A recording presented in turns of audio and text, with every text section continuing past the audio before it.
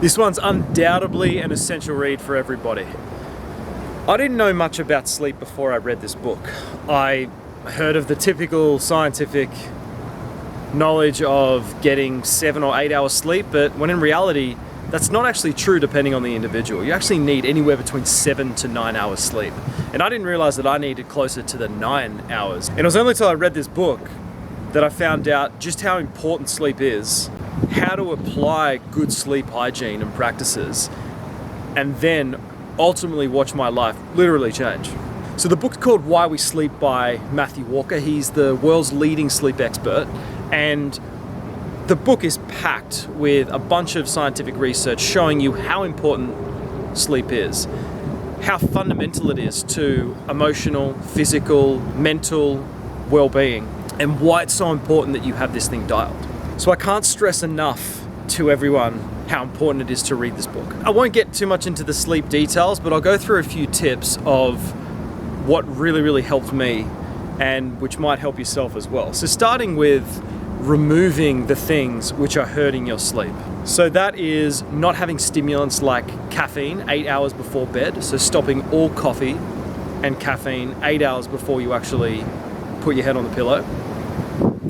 Not drinking alcohol close to when you go to sleep. Ideally not drinking alcohol at all, but if you are, not drinking it closer to when you're going to sleep. But even up until, I think, 8 hours, or if you drink that day, your sleep is going to fundamentally be affected, no doubt. Same thing with weed. If you torch it every night before you go to bed, weed and alcohol, they prevent you from getting REM sleep, that real deep, important REM sleep, which is fundamental to health and well-being.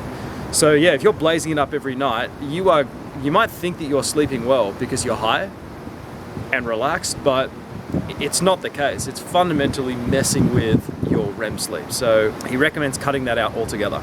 You don't want to have too full or empty a stomach before going to sleep. So eating about 2 to 3 hours before you go to bed. And some really good sleep tips which really helped me was dimming all the lights an hour before you go to bed and shutting off all screens. So having like a wind down routine where you're not looking at any screens and you spend about the last half an hour reading in bed with like a lamp. Having the most darkest pitch room that you possibly can at a cool temperature between about 19 degrees to 21, 22 degrees. If you've got air conditioning, setting it to around that range and keeping it at that whilst in the most darkest room possible will fundamentally improve your sleep. Another thing is getting natural sunlight. The first thing, I think I more got this from Huberman, but it might be in the book as well, but the first thing in the morning, get 5 to 10 minutes of natural sunlight, which really helps to set your circadian rhythms and body clock consistently.